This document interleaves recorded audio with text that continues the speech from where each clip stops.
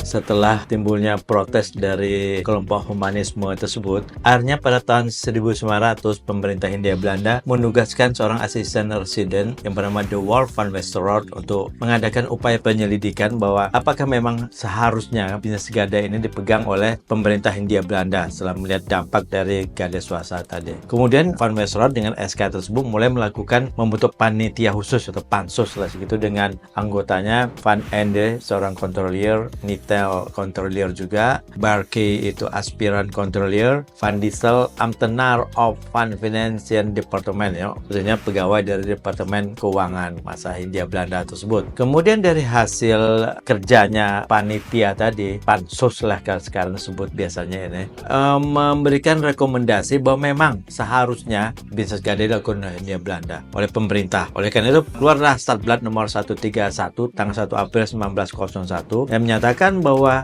semua bisnis gadai akan dilakukan oleh pemerintah Hindia Belanda. Nah, berdasarkan Stadblad itulah kemudian pada tanggal 1 April 1901 beroperasi jawatan gadai negara pertama di Sukabumi dan disusul jawatan gadai negara kedua di Cianjur. Nah, sekarang makanya museum pegadaian itu ada di Sukabumi. Tujuan mendirikan gadai ini sangat mulia. Jawatan gadai ini sangat mulia yaitu untuk melindungi masyarakat kecil dari jerat rentenir. Karena praktek rentenir ini sudah menimbulkan masalah sosial di tengah masyarakat. Nah, ini kemudian pemerintah Hindia Belanda mengambil alih dengan membentuk jawatan. Untuk memastikan bahwa jawatan gadai negara ini efektif melaksanakan tugasnya, maka pemerintah Hindia Belanda juga menetapkan hak monopoli bisnis gadai kepada jawatan gadai negara tersebut. Makanya sekian ratus tahun kemudian hak monopoli ini tetap dipertahankan dan dipegang oleh Pegadaian pada saat itu. Tapi sekarang sudah tidak lagi karena keluar peraturan OJK nomor 31 yang mengizinkan gadai swasta untuk dibuka juga di Indonesia. Kemudian pada tahun 1903 dengan lembaran negara nomor 402 ditetapkan hak monopoli rumah gadai tersebut diberikan untuk daerah Jawa dan Madura. Jadi hak monopoli ini ternyata tidak keluar satu SK, satu surat negara atau peraturan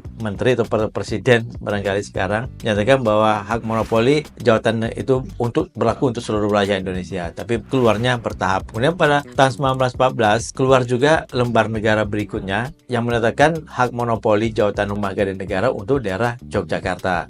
Ini karena Yogyakarta ini memiliki kekhususan sendiri. Pada tahun 1917 dengan lembar negara nomor 79 ditetapkan juga hak monopoli untuk daerah Surakarta. Kemudian pada tahun 1917 seluruh daerah Jawa dan Bali sudah menjadi daerah jawatan gadai negara. Kecuali daerah Forstenlanden. Ini ada ketentuan khusus kemudian. Forstenlanden ini daerah-daerah yang ex pecahan Mataram Islam dulu. Nah, ini kerajaan-kerajaan asli Pulau Jawa yang kemudian disebut bagian dari Kasunan Surakarta, Kesultanan Yogyakarta, Kadipaten Mangkunegaran, dan Kadipaten Pakualaman. Nah, ini dikecualikan, itu mereka punya hak otonomi sendiri.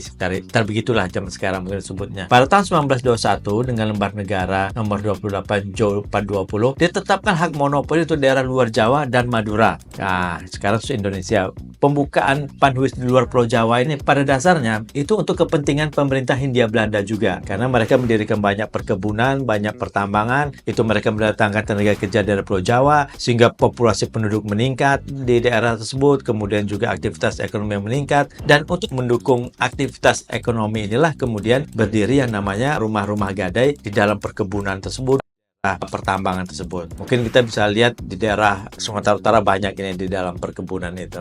Nah, kemudian pada umumnya di Pulau Jawa itu dibangun di daerah-daerah yang strategis. Jadi sampai sekarang kita bisa lihat di daerah-daerah pantai utara, di daerah-daerah pasar, di daerah alun-alun itu ada kantor-kantor pegadaian sebagai pewarisnya. Kecuali daerah itu sekarang beralih fungsinya. Nah, salah satu kantor panhuis yang didirikan pada tahun 1914 itu berada di daerah Tempel di Yogyakarta. Ini sekarang menjadi cagar budaya. Jadi bagi yang ingin ada edukasi melihat seperti apa sih gedung panhuis tempo dulu, bisa datang ke Tempel. Itu masih Belanda banget lah. Kalau kita lihat bangunannya bangunan kolonial yang mencontoh arsitekturnya Belanda dengan atapnya yang tinggi-tinggi runcing ke atas itu.